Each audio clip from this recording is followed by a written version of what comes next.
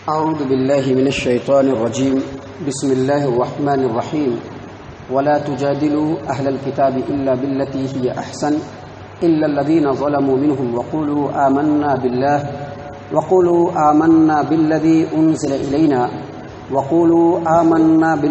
أنزل إلينا وأنزل إليكم وإلهنا وإلهكم واحد ونحن له مسلمون وكذلك أنزلنا إليك الكتاب فالذين آتيناهم الكتاب يؤمنون به ومن هؤلاء من يؤمن به وما يجحد بآياتنا إلا الكافرون. محترم سامعین کرام، سورۃ العنکبوت ہے یہ، اور اسی سورت سے ابھی آپ کے سامنے آیت نمبر 46 اور 47 یعنی 40/6 اور 40/7 46 اور 47 نمبر کی دو آیات ابھی آپ کے سامنے تلاوت کی گئی ہے. ان آیات میں اللہ تبارک و تعالیٰ نے ایمان والوں کو، مسلمانوں کو بحث و جدال یعنی بحث و مباحثہ جو ہوتا ہے اس کا طریقہ بتلایا ہے. خصوصاً اہل کتاب سے، اہل کتاب یعنی یہودی اور عیسائی، ان سے کس طرح سے مباحثہ کرنا چاہیے، ان سے کس طرح سے ان کے سامنے اسلام کی حقانیت کو دلیل کی روشنی میں پیش کرنا چاہیے، اس کا طریقہ بتایا ہے اللہ تبارک و تعالیٰ نے. اللہ تبارک و تعالیٰ فرما رہے ہیں وَلَا تُجَادِلُوا أَهْلَ الْكِتَابِ إِلَّا بِالَّتِي هِيَ أَحْسَنُ، یعنی اہل کتاب سے تم اچھے انداز میں بحث و مباحثہ کرو. جیسا کہ پہلے بتایا جا چکا ہے کہ اہل کتاب یہودی اور عیسائی کو کہتے ہیں جن کے اوپر اس سے پہلے کتاب نازل ہوئی ہے، یعنی توریت اور انجیل اور زبور جن قوم کے اوپر نازل ہوئی ہے اس قوم کو اہل کتاب کہا جاتا ہے. اور اللہ تبارک و تعالیٰ نے یہاں پر مسلمانوں کو، ایمان والوں کو یہ بتلایا کہ اگر تم دلیلوں کی روشنی میں اہل کتاب سے بحث و مباحثہ کرنا چاہتے ہو کہ اسلام کی حقانیت ان کے دل کے اندر بھی جاگزی ہو جائے، پیوست ہو جائے، وہ بھی ایمان کی حقانیت کو سمجھ لے اور ایمان کی روشنی میں آ جائیں، تو ان سے جب بحث و مباحثہ کرنا ہو تو انتہائی اچھے انداز میں کرنا چاہیے. کیونکہ اہل کتاب، ان کا جو مذہب ہے، ان کا جو دین ہے، وہ مشرکوں کی دین کی طرح سے نہیں ہے. جس طرح سے مشرکوں کا دین بالکل گیا گزرا ہے، بیکار ہے، اس طرح سے اہل کتاب کا دین نہیں ہے. بلکہ اہل کتاب کی دین کی جو اصلیت ہے وہ حقانیت کی ہے. بعد میں لوگوں نے اپنی طرف سے اس کے اندر بہت ساری چیزوں کو شامل کیا، لیکن اصل میں ان کا دین جو ہے وہ سچا ہی نازل ہوا تھا. لہٰذا جب ان سے بحث و مباحثہ کی بات آئے تو بالکل اچھے انداز میں بحث کرو. جب ان سے بات کرو تو اختلاف کے موقع پر انتہائی سنجیدگی کے ساتھ، متانت کے ساتھ، اچھے انداز میں ان کو سمجھاؤ تاکہ وہ بات کو مانے اور چڑھے نہیں اور قریب ہونے کی کوشش کرے. اس آیت کریمہ میں اگرچہ اللہ تبارک و تعالیٰ نے اہل کتاب سے بحث و مباحثہ کے وقت کس طرح سے انداز اختیار کرنا چاہیے وہ بتلایا ہے، لیکن جب اسلام اور قرآن و حدیث کا مخالف کوئی بھی سامنے ہو، جب اس سے بات کی جائے تو بالکل نبی صلی اللہ علیہ وسلم کی طرح سے نرم انداز اور انتہائی حکمت و دانائی کے ساتھ اور اچھی دلیلوں کے ساتھ، بالکل قرآن و حدیث کی جو دلیل ہو ان دلیلوں کے ساتھ ان سے گفتگو کرنا چاہیے. اللہ تبارک و تعالیٰ نے قرآن کریم کے اندر سورۃ النحل آیت نمبر 125 میں فرمایا ادعو الی سبیل ربک بالحکمت والموعظۃ الحسنہ وجادلہم باللتی ہی احسن. اللہ تبارک و تعالیٰ کے راستے کی طرف لوگوں کو بلائیے آپ حکمت کے ساتھ اور اچھی نصیحتوں کے ساتھ. ایسی نصیحت ہو جس کے اندر لوگ غور و فکر کریں، ایسا ذہن بنایا جائے کہ لوگ سوچنے کے لیے تیار ہو جائیں. اس کے ساتھ لوگوں سے گفتگو کرو اور اچھے انداز میں گفتگو کرو. وجادلہم باللتی ہی احسن، اچھے انداز میں لوگوں سے گفتگو کرو. اور اس کے بعد اللہ تبارک و تعالیٰ نے واضح طور پر فرمایا کہ آپ کا پروردگار اچھی طرح سے جانتا ہے کہ کون ہدایت پر ہے اور کون گمراہ ہے. اللہ تبارک و تعالیٰ نے اپنے دو برگزیدہ پیغمبر موسیٰ علیہ السلام اور ہارون علیہ السلام دونوں کو جب فرعون کی طرف بھیجا تو اللہ تبارک و تعالیٰ نے حکم دیا فَقُولَا لَهُ قَوْلًا لَيِّنًا لَعَلَّهُ يَتَذَكَّرُ أَوْ يَخْشَىٰ. آپ جب فرعون کے پاس جائیے، آپ جانتے ہیں کہ فرعون کتنا بڑا سرکش، اللہ تبارک و تعالیٰ کا کتنا بڑا نافرمان. اس نے خود اپنے آپ کو انا ربکم الاعلی کہا. اس کے باوجود اللہ تبارک و تعالیٰ نے فرمایا کہ آپ جب فرعون کے پاس جائیے تو ان سے نرمی کے ساتھ بات کیجیے.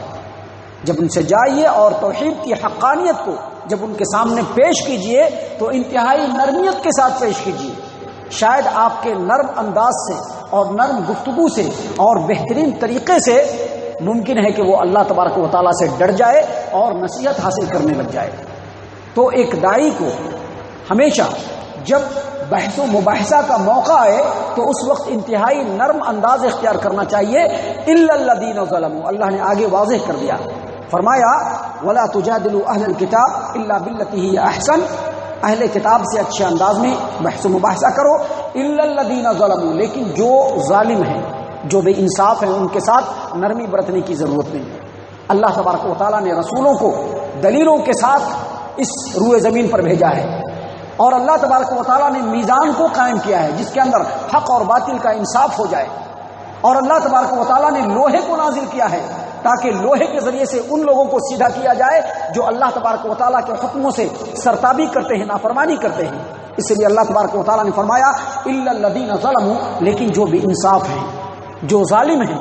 یعنی جو مذہبی تعصب کو سب سے بہتر سمجھتے ہیں. بڑی اہمیت ہوتی ہے کہ ہم جس مذہب کو ماننے والے ہیں بس وہی برحق ہے. حالانکہ اللہ تبارک و تعالیٰ نے فرمایا کسی کا مذہب، کسی کا دین برحق نہیں ہے، برحق صرف رب کائنات کی ذات گرامی ہے، برحق صرف قرآن کریم ہے،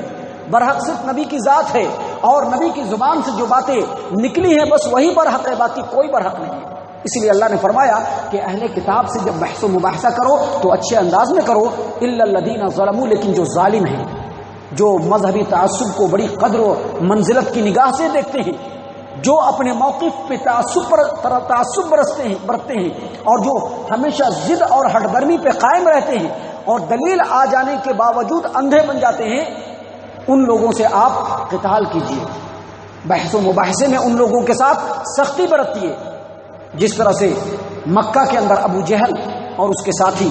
جس طرح سے یہودیوں کے اندر کعب بن الاشرف اور اس کے ساتھی، یہ لوگ دلیلوں کو پانے کے باوجود ضد اور ہٹ درمی پہ اڑے رہیں،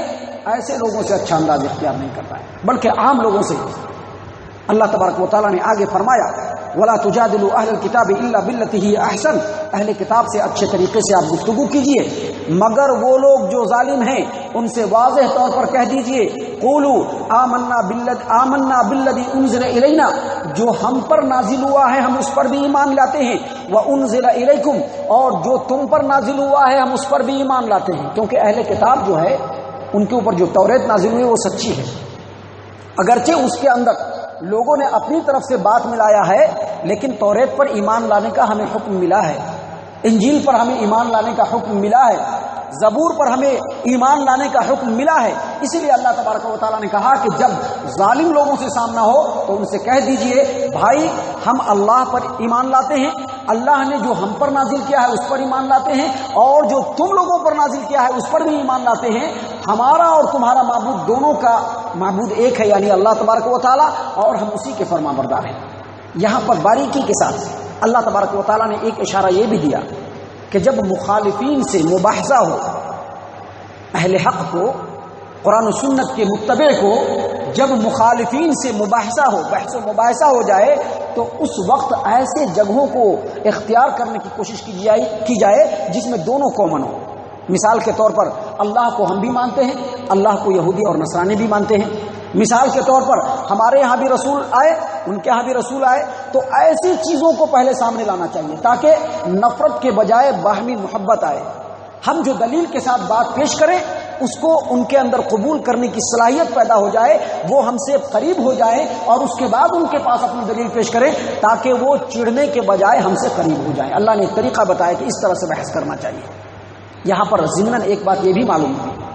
کہ اللہ نے ان کے اوپر بھی کتاب نازل کی، توریت اور انجیل اور زبور، اور ہمارے یہاں بھی قرآن نازل ہوا ہے. لیکن ایسی بات نہیں ہے کہ ہم ایمان لائیں گے تو ان کی ہر بات کو مانیں گے، بلکہ توریت کی کسی بھی بات کو جو ہمارے سامنے بیان کیا جائے اس کو نہ ہم سچا مانیں گے اور نہ ہی اس کو جھٹلائیں گے، کیونکہ اللہ کے رسول صلی اللہ علیہ وسلم نے ہمیں تعلیم دی ہے. صحیح البخاری کتاب الاعتصام بالکتاب والسنہ،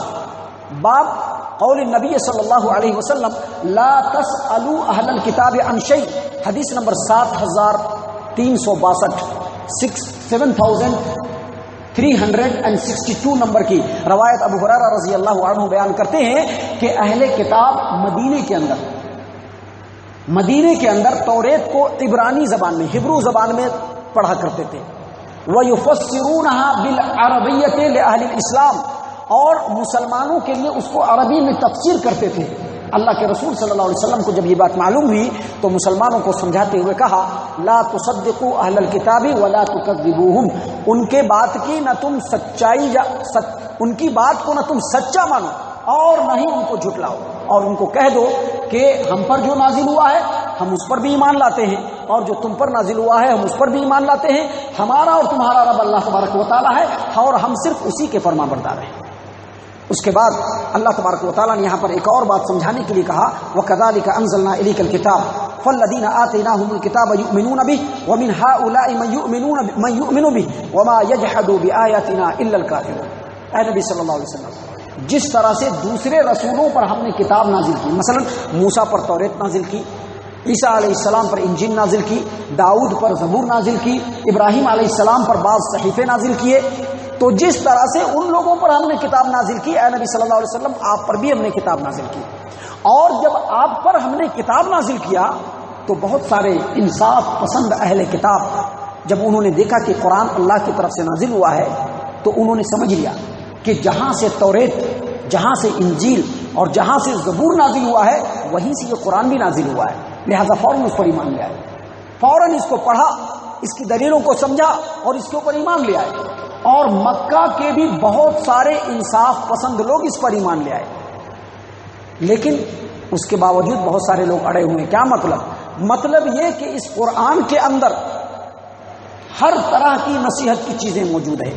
نہ عقلی دلائل کی کمی ہے نہ نقلی دلائل کی کمی ہے۔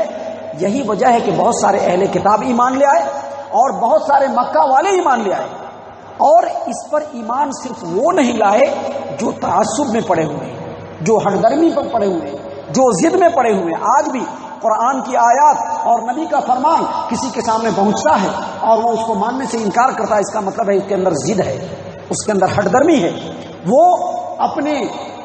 آبائی مسلک کو چھوڑنا نہیں چاہتا ہے، وہ اپنے خود ساختہ دین سے باز نہیں آنا چاہتا ہے، کیونکہ اس کے اندر ہر چیز موجود ہے۔ اللہ نے فرمایا کہ اے محمد صلی اللہ علیہ وسلم، ہم نے آپ کی طرف اسی طرح سے کتاب نازل کیا جس طرح سے پچھلے رسولوں پر نازل کیا، بس اس کتاب کے اوپر جو اہل کتاب ہے وہ بھی ایمان لاتے ہیں، جو مکہ والے ہیں وہ بھی ایمان لاتے ہیں، لیکن جو کافر ہیں، جو ضدی ہیں، جو ہٹ درم ہیں، وہ اس پر ایمان نہیں لانے والے، کیونکہ وہ اپنے نفس پہ کسی طرح کی پابندی کو قبول نہیں کرنا چاہتے، وہ اپنے بے لگام خواہشات پہ کسی طرح کے پابندی کو قبول نہیں کرنا چاہتے ہیں، اسی لیے وہ اس کو قبول نہیں کرتے۔ اللہ تبارک و تعالیٰ سے دعا ہے کہ اللہ تبارک و تعالیٰ ہم تمام کو ان آیات کے اوپر غور و فکر اور تدبر کرنے کی توفیق عنایت فرمائے، آمین یا رب العالمین، وما علینا الا البلاغ المبین۔